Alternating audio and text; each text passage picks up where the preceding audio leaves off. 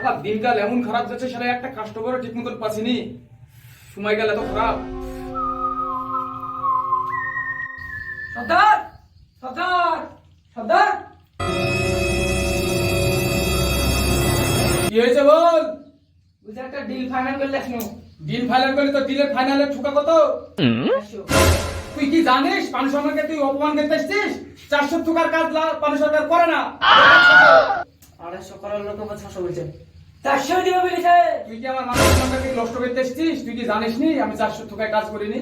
600 বলকা 600 কতবার বলবো? সুলেমানটা কাজ করে দিবে। আরে তুই এই সুলেমানের সঙ্গে আমার সঙ্গে তুলনা করছিস রে? কত সুলেমান এই পানুর কাছে আসলো আর গেল। এই পানু জানিস? কাজ কামো নাই, কাজ কামো ঢিল। ঢিল তো কই আসছে, ঠোকা যায় না, দেখ কই আসি। বল কার বাড়ি ডিল ফাইনাল করলি? ওবার টুম্পার বাড়ি। তুই কি জানিস?